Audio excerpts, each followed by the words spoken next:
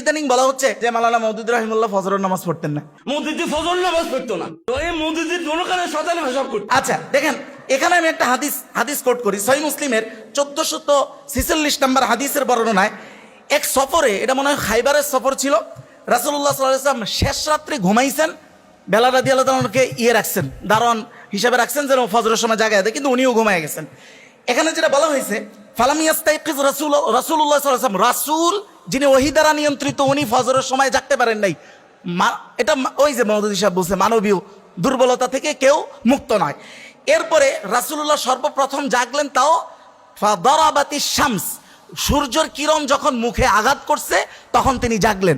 আপনি এই হাদিস দেখলে আপনি বুঝবেন আমাদের ভাইদের এমন একটা ভাব, আমি ইমাম আবু হানিফার অনুসারী, আমি একজন হানাফি, স্পষ্ট কথা, এমন একটা ভাব যে ইমাম আবু হানিফার কোনোদিন কোনো নামাজ কাজা হয় না, কিন্তু রাসূলের হাদিস দ্বারা প্রমাণিত হয় রাসূলের হয়েছে।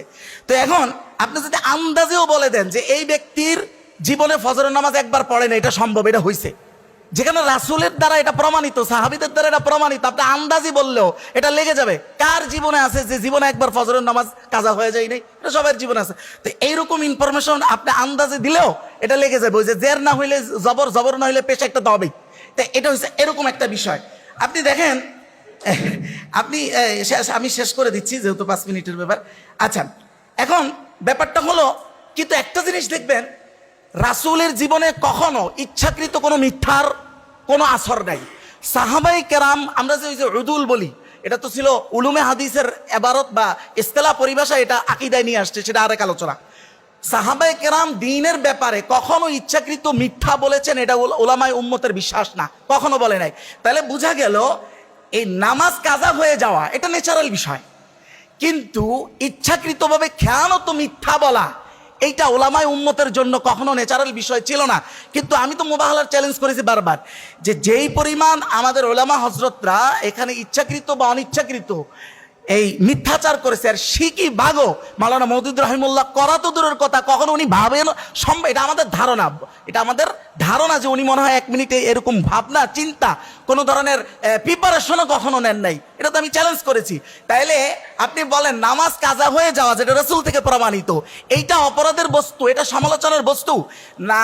কোনো একজন মিথ্যুকের, ধরেন যে কোনো আমি নির্দিষ্ট করে বলতেছি না, একজন মিথ্যুকের মিথ্যা প্রমাণিত হওয়া, এইটা উলামায়ে উম্মতের জন্য সবচেয়ে আফসোসের, আর সেটা প্রমাণিত। আল্লাহ আমাদেরকে হেফাজত করুক। আদাবুল ইখতিলাফের মধ্যে এতটুকুই বলবো, সপ্তাহ বলা যাবে না, অন্তত আমাদের সমালোচনার ভাষায় কোরআন অনুযায়ী একজন কাফের যেই পরিমাণ সম্মান পায়, এটা যদি মুমিন না পায়, তাহলে বুঝতে হবে উলামায়ে উম্মত ওই অবস্থায় আছে যেটা রাসূল, যদিও হাদিসের সনদ নিয়ে কথা আছে, ওখানে রাসূলুল্লাহ বলেছেন যে এই উম্মতের কাছ থেকেই এই উলামার কাছ থেকেই ফিতনা বের হবে, এর ভুক্তভোগী এই উলামারাই হবে। এটার সবচেয়ে বড়, ওই যে আমার এক ভাই আসছে, এই ভাই, এটা বলে শেষ করি, এই ভাই যেই দিন আমাদের বড় হযরতরা, আমাদের রাষ্ট্রীয় বড় প্রধানদের সাথে সৌজন্য সাক্ষাৎ হইতেছে, সেই দিন ওনাদের খাঁটি সন্তান ওই দিন একই দলের জেনজি গুন্ডা পান্ডাদের হাতে মার খেয়েছে, এটা প্রমাণিত, এটা সবাই জানে না। এবং আমি ওনাকে বলেছিলাম, ভাই দেখেন এই হাদিসটা কিভাবে, যে মিনহুম তাখরুজুল ফিতনা ওয়া ফীহিম তাউদ, কিভাবে ফিরে আসে। আপনি দেখেন আপনার বড় হযরতরা গলা মিলাইতেছে আর আপনার গালে থাপ্পড় পড়তেছে, এই হাদিসের হচ্ছে বড় বাস্তবতা, আপনি আর কি দেখাবেন? এটা বাস্তবতা ভাই, আসছে আজকে। তো দেখেন এই অবস্থা, আল্লাহ তাআলা আমাদের এই হযরতদেরকে যত দ্রুত এগুলো বুঝার আল্লাহ তৌফিক দিবেন, তত দ্রুতই এই উম্মাহের কল্যাণ নিহিত আছে, তত দ্রুতই এই কল্যাণ ফিরে আসবে বলে আমরা আশা করি। দেখেন রাসূলুল্লাহ সাল্লাল্লাহু আলাইহি ওয়াসাল্লাম, আব্দুল্লাহ বিন উবাই ছিল রাইসুল মুনাফিকিন, তাহা সত্ত্বেও তার মৃত্যুর পরে রাসূলুল্লাহর আচরণটা কি ছিল দেখেন। সহিহ বুখারী 1195 নম্বর হাদিস, আপনারা এটা জানেন সবাই, আর হাদিস লম্বা করে পড়ার দরকার নেই। রাসূল নিজের গায়ের জামা দিয়ে ওনাকে আবৃত করে দিচ্ছেন। শুধু তাই না, আপনি দেখেন সহিহ মুসলিমে এই হাদিসটা এসেছে 2773 নম্বর হাদিস, সহিহ বুখারীর 1350 নম্বর হাদিস। এই হাদিসটা আমি ক্লাসে হয়তো পড়েছি, কিন্তু আমার স্মরণ আসে না, আমার কাছে মনে হচ্ছে আমি নতুন পড়েছি এরকম, যে আতান নবী সাল্লাল্লাহু আলাইহি ওয়াসাল্লাম কবর আব্দুল্লাহ ইবনে উবাই, আব্দুল্লাহ ইবনে উবাইয়ের কবরের কাছে রাসূল নাকি এসে ফাখরাজাহু মিন কবরিহি ফাওয়াদাহু আলা রুকবাতাইহি, তাকে কবর থেকে তার লাশ বের করে, যেটা এই রাওয়ায়াতে আসতেছে যে হাঁটুর উপরে রাখছেন, রেখে থুতু মিশ্রিত ফু ওনার উপরে দিয়েছেন এবং নিজের পোশাক দিয়ে ওনাকে আবৃত করে দিয়েছেন।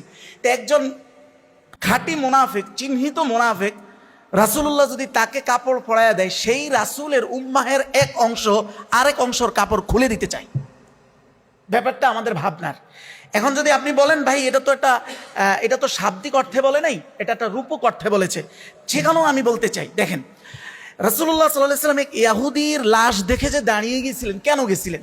এটা একমাত্র কারণ ছিল সূরা বনী ইসরাইলের সূরা আল ইসরার 70 নম্বর আয়াত, যেখানে আল্লাহ তাআলা বলেন ওয়ালাকাদ কাররামনা বনী আদম ওয়া হামালনাহুম ফিল বাররি ওয়াল বাহর। এখানে হামালনাহুম ফিল বাররি ওয়াল বাহর শুধু কি মুসলমান না, টোটাল মানবজাতি, টোটাল মানবজাতি। তার মানে এখানে বোঝা যাচ্ছে যে আল্লাহ তাআলা মানুষ হিসেবে যে সম্মানটা, একজন কাফেরও মানুষ হিসাবে এক প্রকারের সম্মানের অধিকারী। এখন আমার সমালোচনার ভাষা যদি এমন হয় যে একজন মানুষ হিসাবে যেতটুকু সম্মান পাওয়ার যোগ্য, সেটা রূপক অর্থে বলি আর শাব্দিক অর্থে সেটাও যদি ধূলিসাৎ হয়ে যায়, তাইলে ওই আয়াতের বাস্তবতা আমাদের মধ্যে কিভাবে ফুটে ওঠে দেখেন। সূরা আনআমের 159 নম্বর আয়াতে আল্লাহ তাআলা বলছে ইন্নাল্লাযীনা ফাররাকু দীনাহুম ওয়া কানু শিয়া, যারা দ্বীনের মধ্যে বিভক্তি করে এবং দলে দলে শিয়া মানে ওই শিয়া না, শিয়া আলাদা আলাদা দলে বিভক্ত হয়, আল্লাহ রাসূলকে বলতেছেন লাস্তা মিনহুম ফি শাই, তখন আপনি আর তাদের মধ্যে থাকেন না। আল্লাহর রাসূল যে আমাদের অনেকের মাঝে নাই, এটা আমাদের এই সমালোচনার আচরণ দ্বারা স্পষ্ট হয়ে যায়। এটাই বাস্তবতা। দেখেন লাস্ট একটা কথা বলবো, যে ইদানিং একটা শুনলাম, আপনার সমালোচনা শুনলাম। আমরা দেখেন আমাদের কিছু ভাইরা তো প্রত্যেকেই মনে করে লা তাজালু তাইফাতুম মিন উম্মতি মানসুরিনা আলাল হক, ওই একদল আমি। অথচ আপনি দেখেন, আপনি যদি কেন মানসুরিনা কিভাবে দেখেন, তা আমাদের তো কোনো ক্ষতি হয় না, এত কিছু ঝড় ঝাপটা গেছে, আমাদের তো কিছু হয় না, তো এটাই তো মানসুরিনা। দেখেন অবস্থা। তো ভাই ওই যে আমি একটা কথা বলি সংক্ষিপ্ত, ভাই আমি গোবরের মতো দামি হইতে চাই না যে সব জায়গায় কাজে লাগে।